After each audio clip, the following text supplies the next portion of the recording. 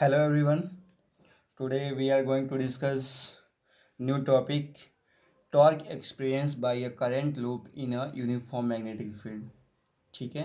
तो अभी तक हम लोग ने जितना पढ़ा है वो केवल अगर मैग्नेट के अंदर मैग्नेटिक फील्ड के अंदर हमने ये देखा है। अगर मान के चलो कि नॉर्थ पोल और ये साउथ पोल है और मैग्नेटिक लाइन आपका इधर से पास कर रहा है। ठीक है। तो इसके थ्रू अगर करंट मैंने पास कराया है, कोई भी आपका कॉइल है, रेक्टेंगल कॉइल है आपका।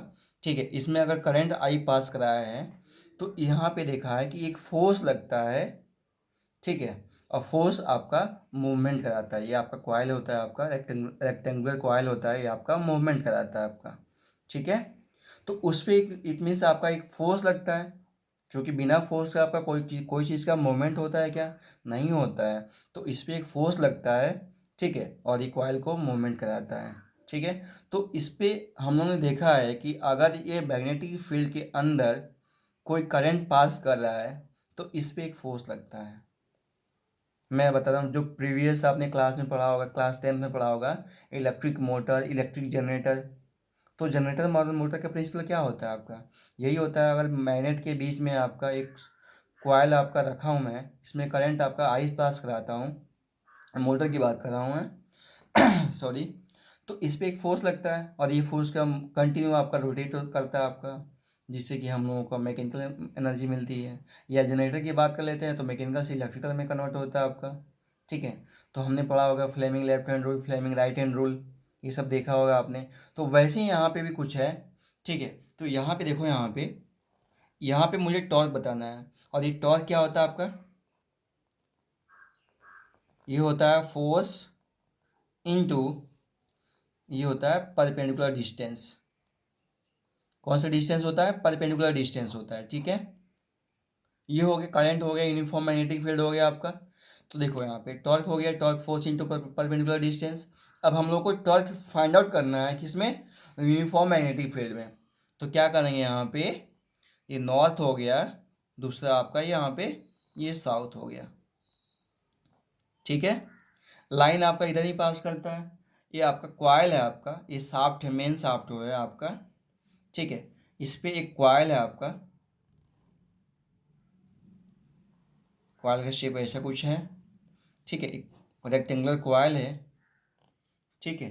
जिसका विड्थ दे रखा है आपका ए, और जो लेंथ है आपका क्या दिया है? ये लेंथ है, लेंथ दिया आपका बी, बी से डिनोट किया गया आपका। ठीक है। और रेक्टेंगुलर कॉइल है, इसका विड्थ ए है और आपका लेंथ बी है। ठीक है। और आपका मैग्नेट रखा हुआ है यहाँ पे नॉर्थ पोल और साउथ पोल। ठीक है। और मेन शाफ्ट पे यहाँ पे रेक्टेंगुलर कॉइल को रखा गया है। अब क्या होगा कि मैग्नेट के बीच में आपका ये रेक्टेंगुलर कॉइल के अंदर मैं करंट आई पास कराता हूँ, आई पास कराता हूँ। तो इस पे एक फोर्स लगेगा। ठीक है। इस पे एक फोर्स लगेगा, और फोर्स फाइंड आउट करना है। और फोर्स और परपेंडिकुलर डिस्टेंस हम मल्टीप्लाई कर देंगे तो मुझे टॉर्क आ जाएगा। ठीक है। तो ये हम मुझे फाइंड आउट करना है। चलिए एक करके देखते हैं यहाँ पे कि अगर ये मैग्नेटिक फील्ड के अंदर कोई भी कॉइल में अगर करंट आई पास करता है, अगर वहाँ पे लॉन्ग वायर की बात करता हूँ, यहाँ पे ये लॉन्ग वायर है आपका। ठीक है। ये लॉन्ग वायर है यहाँ पे, इसका लेंथ एल है। ठीक है। एल है आपका लेंथ। ठीक है। अब इसमें आपका करंट आई पास होता है, ये मैग्नेटिक फील्ड के अंदर है आपका। तो फोर्स क्या होता था आपका? I B L. यही पढ़ा था आपने। ठीक है। एल लेंथ के ऊपर अगर करंट आई पास कर रहा है और भी मैग्नेटिक फील्ड के अंदर, तो उससे फोर्स क्या लगता था आपका? एफ लगता था। वो कितना होता था? आई बी एल होता था आपका। वैसे आप यहाँ पे देख लो, अगर इसको मैं बढ़िया तरीके से देखूँ तो यहाँ पे ये हो गया आपका, ये बी हो गया, ये आपका एल लेंथ है आपका। ठीक है। ये एल लेंथ है, करंट आई पास कर रहा है, मैग्नेटिक फील्ड के अंदर बी है। तो इस पर जो फोर्स लगता था आपका ये होता था आई बी एल। ठीक है। यही होता है आई बी एल। अब देखो यहाँ पे जो फोर्स का जो डायरेक्शन पता करते हैं वो कैसा होता है आपका? डायरेक्शन ऑफ फोर्स कैसे निकालते हैं? इसके बहुत सारे मेथड बताए थे आपको। फोर्स को फाइंड आउट करने के लिए Fleming left hand rule, right hand palm rule, कोई रूल से हम लोग यूज कर सकते हैं। ठीक है, तो यहाँ पे क्या यूज करेंगे, Fleming left hand rule, Fleming left hand rule use किए थे। ठीक है, यही यूज किया था। अब रूल क्या होता है आपका, यही रूल होता है फ्लेमिंग, ये आपका लेफ्ट हैंड रूल हैंड है आपका।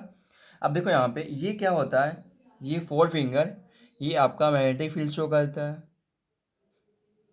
ये क्या शो करता है आपका करंट शो करता है, और ये क्या शो करता है आपका फोर्स शो करता है। ठीक है, तो देखो यहाँ पे करंट यहाँ पे पास कर रहा है, मैग्नेटिक फील्ड आपका ऐसे है।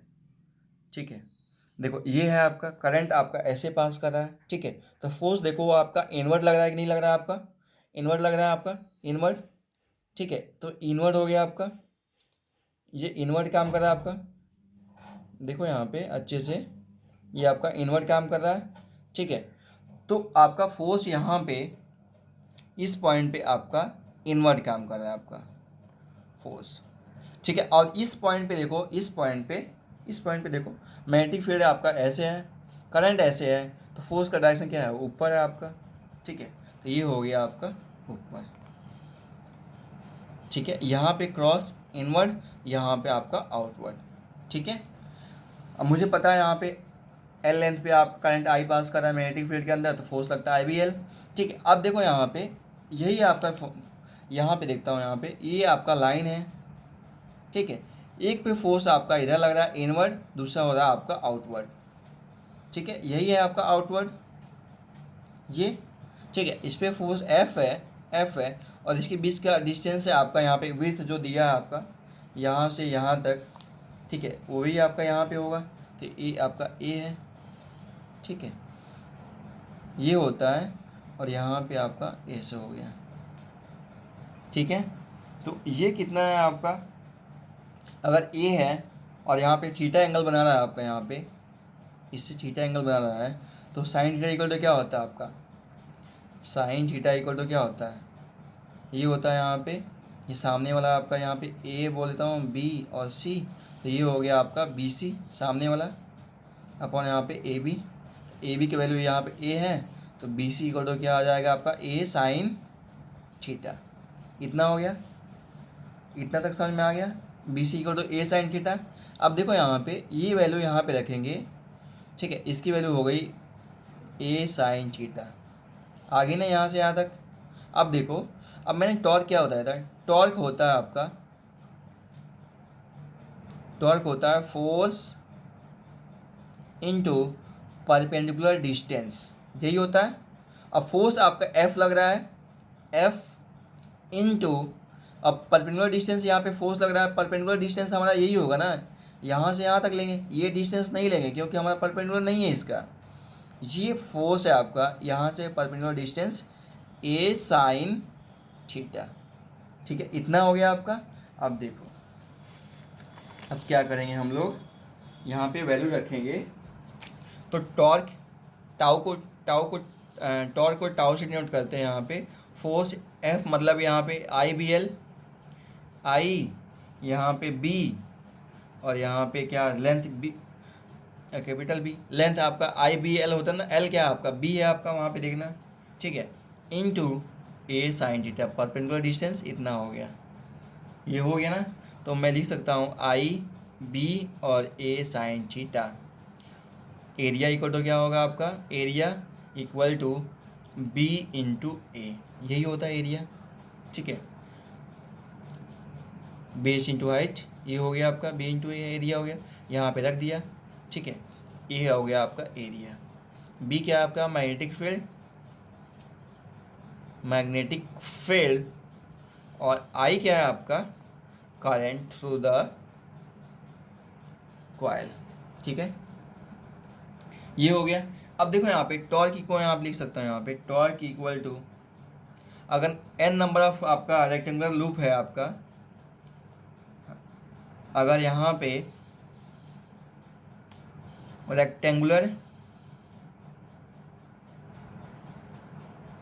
लूप हैज़ एन टर्न्स आपका दिया है यहाँ पे, तो ये हो गया tau equal to N I B A sine theta, ठीक है। एन नंबर ऑफ टर्न्स दिया आपका, इसके पहले प्रीवियस वीडियो लेक्चर में बताया था आपका टर्न्स आपका नंबर ऑफ एन है आपका, तो वहाँ पे एन लेते हैं। स्मॉल एन क्या होता है, number of turns per unit length लेता था वहाँ पे, बट यहाँ पे क्या है, केवल नंबर ऑफ टर्न्स है आपका, ठीक है। तो ये हो गया। अब यहाँ पे लिखूंगा, यहाँ पे मैग्नेटिक मोमेंट होता है आपका, मैग्नेटिक मोमेंट इक्वल टू होता है आपका N I A, equal to यहाँ पे स्मॉल एम कर देता हूँ। यहाँ पे मैग्नेटिक मोमेंट का फॉर्मूला होता है एन आई ए, ध्यान रखना, आई इंटू ए, ये आपका मैग्नेटिक मोमेंट होता है, और नंबर ऑफ टर्न्स मल्टीप्लाई कर मैग्नेटिक मोमेंट हो गया एन आई ए, इसको स्मॉल एम से डिनोट किया हूँ मैं यहाँ पे। तो टाउ इक्वल टू हो जाएगा यहाँ पे एम और ये बी साइन थीटा, ठीक है। ये हो गया tau equal to M B sine theta. और यहाँ पे एम बी साइन थीटा मतलब क्या होता है, ए डॉट बी क्या, ए क्रॉस बी क्या होता था आपका, ए बी साइन थीटा। यहाँ पे ए क्रॉस बी लिख सकता हूँ ना, यहाँ पे a vector cross b vector equal to a b sine theta. तो यहाँ पे टाउ इक्वल टू ये हो गया एम क्रॉस बी, ठीक है। तो टाउ क्या है आपका, वेक्टर फॉर्म में लिखेंगे यहाँ पे, ये हो गया आपका एम क्रॉस बी। अब यहाँ पे डायरेक्शन ऑफ टॉर्क कैसे लेंगे, यहाँ पे क्लॉकवाइज जब होगा,